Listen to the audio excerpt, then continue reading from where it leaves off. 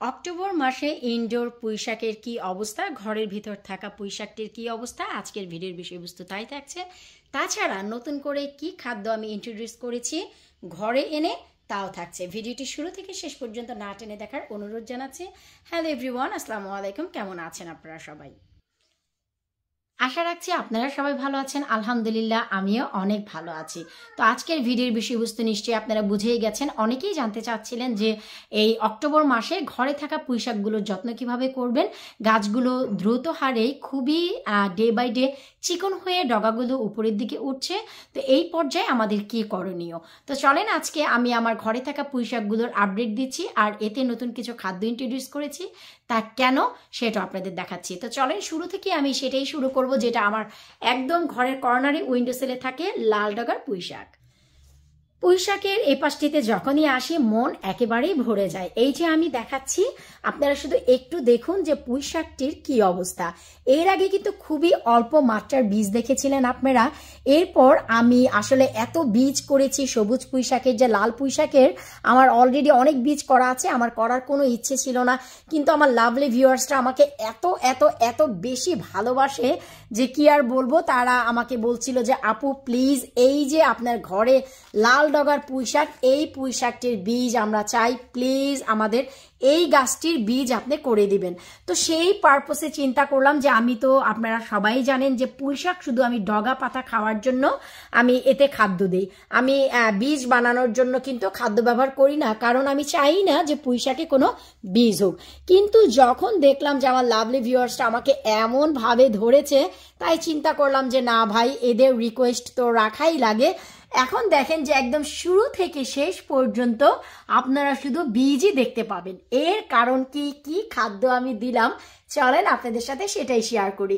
শুরুতে আগে আমি আমার গাছের একটু আপডেট দিয়ে দিচ্ছি। এই যে বীজগুলো পাকা শুরু করেছে, এই যে দেখেন, আর এই যে একদম পুরো ডালটি পাকা শুরু করেছে। এই বীজগুলো কালেক্ট করা হবে ইনশাল্লাহ। এই যে যেখানেই তাকাবেন এখন একদম এই যে ভেতরের দিকে দেখেন, যেখানেই তাকাবেন সেই জায়গাতেই শুরু থেকে শেষ পর্যন্ত শুধু আপনারা বীজই দেখতে পাবেন। ওই যে দেখেন, সামনে পেছনে যেই দিকেই তাকান না কেন, এই যে দেখেন শুধু বীজ আর বীজই দেখতে পাবেন। তো এই বীজগুলো আনার জন্য আমি কি করেছি সেটাও আপনাদের সাথে শেয়ার করব।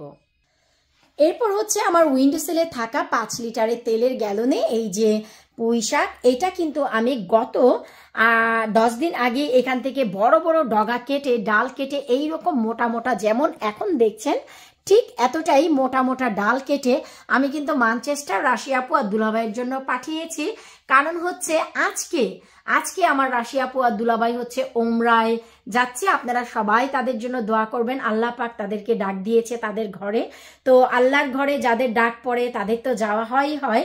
তো যেহেতু আপা দুলাভাই হজে যাবে, তো চিন্তা করলাম যে তাদের জন্য আমি কিছু পাঠিয়ে দেই। তো কিছুটা লাস্ট আমার গাছের লাউ, কিছুটা টমেটো, আমার গাছের পেয়ার, পুঁইশাক, তারপরে হচ্ছে নাগা মরিচ, এই যে দুলাভাই অনেক পছন্দ করেছে আমার ঘরে সব জাতের মরিচ, তো এইগুলো সহ দুলাভাইকে পাঠিয়ে দিয়েছিলাম মাত্র 10 দিন আগে। আলহামদুলিল্লাহ আপনারা দেখেন যে 10 দিন পরেই আবার আমার এই পুঁইশাকের ডালগুলো আমার একদম কনজারভেটরির ছাদটাকে ছুঁয়ে যাচ্ছে। এই যে দেখেন, সো এই হচ্ছে আমার 5 লিটারের তেলের গ্যালনের অবস্থা। এরপর আমার পাশে যে পুঁইশাকটি, এই যে দেখেন, এটাও কিন্তু কম নয়। এখান থেকেও বড় বড় পাতা নিয়ে আমি প্রিজার্ভ করেছি, ডিপ করেছি। এই যে দেখেন, এই যে আলহামদুলিল্লাহ অবস্থা খুবই ভালো। আর এই যে দেখেন ডালপালাগুলো একদম হাত পা ছড়িয়ে দিয়েছে। আমার কাছে একদম বিরক্ত লাগছে যে এগুলোকে কেটে হয়তো খাওয়ারও সময় পাচ্ছি না, তাহলে এগুলোকে প্রিজার্ভ করব। কিন্তু এক বান্ধবী আছে, সে বলেছে যে না, এটা সে নেবে। তো সে কবে আসে ভাই, তারও কোনো স্টেশন নাই। আমি কবে যাই, তারও কোনো স্টেশন নাই। কিন্তু কি করব ভাই, আবদার যেহেতু করেছে, কাটতেও পারছি না। তো যাই হোক, এরই ফাঁকে আমি আপনাদেরকে আপডেটটি দিতে পারছি অক্টোবর মাসে আমার ইনডোরের পুঁইশাক। অনেকেরই ধারণা যে অক্টোবর মাস ঠান্ডার মাস বলে পুঁইশাকগুলোর ডগা পাতা চিকন হয়ে যায়, মোটা মোটা কমে যায়। আসলেই তা না। খাদ্যের পরিমাণ ঠিক রাখলে, পানির পরিমাণের ব্যালেন্স যদি করতে পারেন, তাহলে পুঁইশাক আপনাদের কখনোই ডগা পাতা চিকন হবে না, মোটাই থাকবে। এই যে দেখেন এই যে ডালটি, এই ডালটি কিন্তু আপনার এই যে উপরের দিকেই উঠছে। এই যে দেখেন আলহামদুলিল্লাহ, আপনাদের কি কাছে মনে হচ্ছে যে এই ডালটি চিকন? না, এটি হচ্ছে একদম পারফেক্ট একটি আইডিয়াল যাকে বলে সেই রকম। আর নিচের দিকের গুলোর তো কোনো তুলনাই হয় না। এই যে দেখেন এগুলোর তো কোনো তুলনাই হয় না, অতুলনীয়। তো এখন কথা হচ্ছে এই যে আমার ঘরে থাকা পুঁইশাকগুলোকে খাদ্যের সাথে সাথে আমি আর কি ইন্ট্রোডিউস করলাম, চলেন আমি আপনাদের সাথে সেটাও শেয়ার করে দিচ্ছি। আর এই যে পাতাগুলো দেখছেন, এগুলো আসলে কোনো বাঘ বা পোকায় ধরেনি। এটা যেহেতু তেলের গ্যালন, আর এই সামনেই হচ্ছে আমেনা বুড়ির এই যে কি বলে এটা, ডল হাউস, তো এটা সে পুষ্পাস করে, তো আমার এই তেলের গ্যালনটি অনেক সময় একদম এভাবে লেগে থাকে। তো পিছনে থাকা পাতাগুলো এই যে দেখেন চাপ লেগে থাকে, আর তখনই কিন্তু এই অবস্থা হয়। আর আমি যখনই দেখি আবার সামনের দিকে একটু টেনে নিয়ে আসি। এছাড়া আমার পুঁইশাকে কিন্তু কোনো রোগ বালাই কোনো কিছুই হয়নি, শুকরে আলহামদুলিল্লাহ। তো এখন চলেন যে আমি আপনাদেরকে একটু শেয়ার করে দিচ্ছি যে আল্লাহর রহমতে আমি কেন এবং কিভাবে আমার লাভলি ভিউয়ার্সের মনের আশা পূর্ণ করতে পারলাম। এই যে দেখেন আমি বেসিক্যালি যে হরমোনটি ইন্ট্রোডিউস করি আমার লাউ গাছে ফুল আসার পর, ছেলে ফুল মেয়ে ফুল আসার পরই আমি লাউ গাছে একটি হরমোন ইন্ট্রোডিউস করি। ঠিক সেম হরমোনটি আমি ইন্ট্রোডিউস করেছি এই পুঁইশাক গাছে, আর যার ফলে এই অধিক মাত্রার বীজ আমি পেয়েছি আপনাদেরই রিকোয়েস্টে। না হয়তো আমার কিন্তু অধিক মাত্রার লাল পুঁইশাকের বীজ আমি কালেক্ট করেছি, সবুজ করেছি, কিন্তু এই গাছের না। তো আমার লাভলি ভিউয়ার্সরা সবাই আমার ঘরে থাকা যে বর্তমানে যে লাল ডগার পুঁইশাকটি এই যে দেখাচ্ছি আমি, এই যে দেখাচ্ছি, এই যে দেখেন কত পরিমাণ যে এখান থেকে ডালপালা কেটে খেয়েছি রে ভাই। আল্লাহ যে কত রিজিক দিয়েছিল তা বলেও শেষ করতে পারবো না। সামার ভরে খেয়েছি, বন্ধু বান্ধবকে দিয়েছি, বাংলাদেশ থেকে অনেক আঙ্কেল আন্টি বেড়াতে এসেছে তারা খেয়েছে। মোট কথা এখান থেকে অনেকের রিজিকেই গিয়েছে।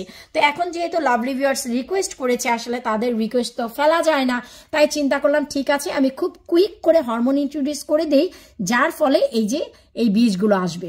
এখন হচ্ছে আপনারা যদি চান বড় মাছ দিয়ে, রুই মাছ, মৃগেল মাছ, গরমা মাছ, যে কোনো মাছ দিয়ে আপনারা কিন্তু এই যে এই বীজটি খেতে পারেন, খুব মজা হয়। আর যশোরে একে মেচুরি বলা হয়, সবুজ থাকা অবস্থায় খায়। আর আমরা যারা বিক্রমপুরের তারা দেখেছি আমার আম্মা আলু ভাজি করে এই লাল পুঁইশাকটি দিয়ে দিত, পুঁইশাক না সরি, এই পুঁইশাকের পাকা যে বীজ এটা, এতে করে আমাদের আলুর ভাজিটি লাল হয়ে যেত, লাল শাকের মতন। আমরা সেটাই দেখেছি। সবুজ বীজটা যে খাওয়া যায় এটা আমরা কখনোই জানতাম না, এটা জেনেছি বিয়ের পর শ্বশুরবাড়ি যখন যাই তখন, যশোরে গিয়ে জানতে পারলাম এই কাঁচা পুঁইশাকের বীজও খাওয়া হয় আর একে মেচুরি বলা হয়। আমরা মূলত আলু ভাজির সাথে এই পাকাটা খেতাম, কটকট কটকট শব্দ হতো, গরম ভাতের সাথে ভীষণ ভালো লাগতো। তো লাভলি ভিউয়ার্সের জন্য আসলে আমি এই যে খুব দ্রুত হারে হরমোনটি ইন্ট্রোডিউস করে বীজ পয়দা করেছি। এখন এই বীজগুলো পাকলেই আমি আপনাদের জন্য কালেক্ট করব 2025-এর জন্য ইনশাল্লাহ।